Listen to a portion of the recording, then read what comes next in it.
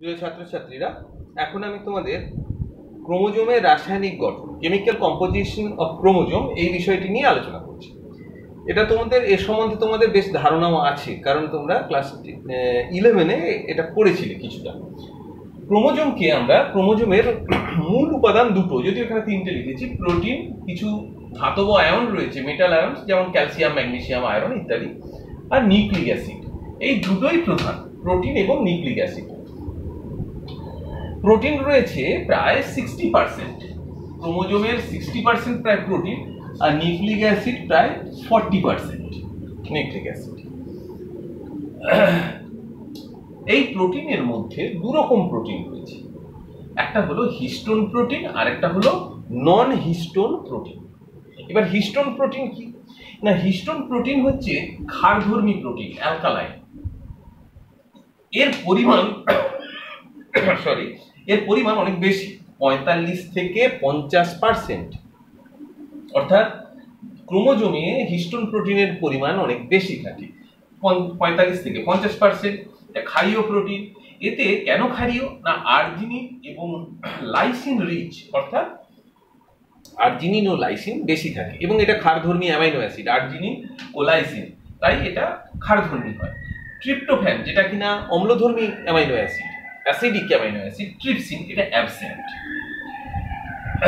Histone protein 5 রকমের হয়, H1, H2A, H2B, H3 এবং H4, 5 types of histone protein. এইবার নন হিস্টোন প্রোটিনের প্রোটিন।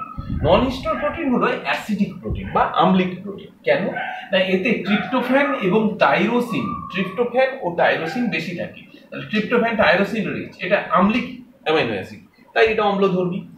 8 থেকে 10% টোটাল প্রোটিনের, ক্রোমোজোমের টোটাল প্রোটিনের 8 থেকে 10% হলো নন হিস্টোন প্রোটিন, এবং এটা কি 5 রকমের হয়, A1, A2, B, C, D, এইগুলো হচ্ছে টাইপ। এবার আমরা হিস্টোন প্রোটিনের কাজ জেনে নেব। হিস্টোন প্রোটিন ডিএনএ তন্তুকে পেঁচাতে এবং সংকুচিত করে সেটাকে ক্রোমোজোম তৈরি করতে সাহায্য করে। ডিএনএ কে পেঁচিয়ে সংকুচিত করে ক্রোমোজোম তৈরি করতে সাহায্য করে, অর্থাৎ যেটাকে আমরা এক কথায় বলি ডিএনএ প্যাকেজিং। এই ডিএনএ প্যাকেজিং এ সাহায্য করে হিস্টোন প্রোটিন। নন হিস্টোন প্রোটিন এরাও ক্রোমোজোমের গঠনে সাহায্য করে, এবং এরা নিয়ন্ত্রক প্রোটিন হিসেবে এবং উৎসেচক ধর্মী প্রোটিন হিসেবে কাজ করে। এরপরে আমরা আসবো নিউক্লিক অ্যাসিড। নিউক্লিক অ্যাসিড দু রকমের হয়, যথা ডিএনএ এবং আরএনএ, ডিঅক্সিরাইবোনিউক্লিক অ্যাসিড এবং রাইবোনিউক্লিক অ্যাসিড। ক্রোমোজোমে ডিএনএর পরিমাণ অনেক বেশি, আরএনএ কম পরিমাণে। আরএনএ ডিএনএ থেকে তৈরি হয়, কিন্তু মূল গঠনগত উপাদান কিন্তু ডিএনএ।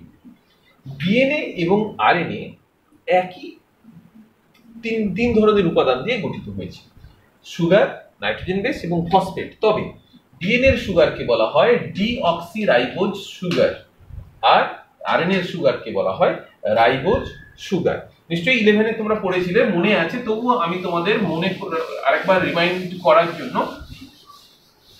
স্ট্রাকচারটা আরেকবার এঁকে দেখাচ্ছি, তোমাদের নিশ্চয়ই মনে পড়বে।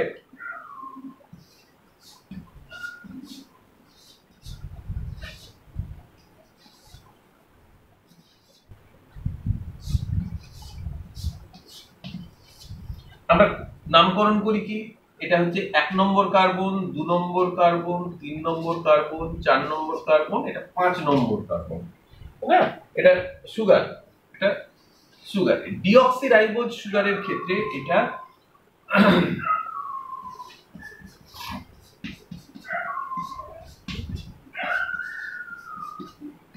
এটা রাইবোজ সুগার।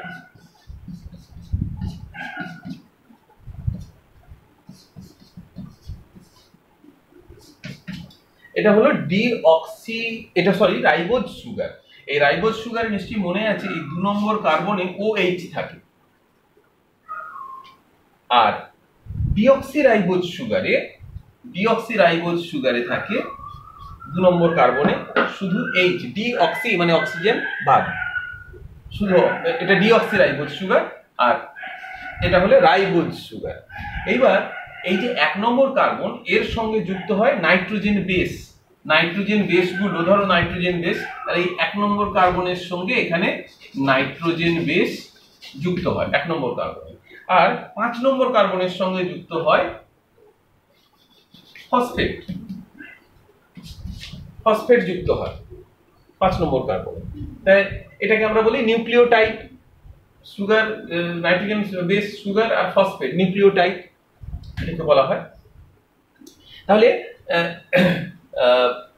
ডিঅক্সিরাইবোজ সুগার এবং রাইবোজ সুগারের কথা আমরা জানলাম। এছাড়া রয়েছে নাইট্রোজেন বেস। নাইট্রোজেন বেস কি কি থাকে? পিউরিন আর পিরিমিডিন। পিউরিন বেস হচ্ছে অ্যাডিনিন গুয়ানিন ডিএনএ এর ক্ষেত্রে, এবং পিরিমিডিন বেস হলো থাইমিন সাইটোসিন। আরএনএ এর ক্ষেত্রে পিউরিন বেস হলো অ্যাডিনিন গুয়ানিন, কিন্তু পিরিমিডিন বেস হলো ইউরাসিন ও সাইটোসিন। অর্থাৎ ডিএনএ তে থাইমিনের যেটা থাইমিন থাকে, থাইমিনের পরিবর্তে আরএনএ তে ইউরাসিল থাকে, এটা তোমরা জানো। এছাড়া ফসফেট রয়েছে। তাহলে এই হলো নিউক্লিক অ্যাসিড, আরএনএ, ডিএনএ এবং আরএনএ রাসায়নিক উপাদান। এবার ডিএনএ এর কাজ কি? তা ডিএনএ বংশগত বৈশিষ্ট্য বহন করে। ডিএনএ তে যদি যেহেতু জিন রয়েছে, তাহলে বংশগত বৈশিষ্ট্য বহন করে, এবং যাবতীয় শারীরবৃত্তীয় ক্রিয়াকলাপ নিয়ন্ত্রিত হয় ডিএনএ এর দ্বারা। ডিএনএ থেকে আরএনএ সংশ্লেষিত হয়। এগুলো হলো ডিএনএ এর কাজ। আরএনএ এর কাজ হচ্ছে প্রোটিন সংশ্লেষে সাহায্য করা, বা প্রোটিন সংশ্লেষ করা হলো আরএনএ এর কাজ। তাহলে আমরা কেমিক্যাল কম্পোজিশন ক্রোমোজোমের জানলাম। এখানে তোমাদের কিন্তু পার্থক্য হিসেবে হিস্টোন আর নন হিস্টোন প্রোটিনের পার্থক্য, এটা অবশ্যই পড়বে। আশা করি তোমরা কেমিক্যাল কম্পোজিশনটা বুঝতে পেরেছো।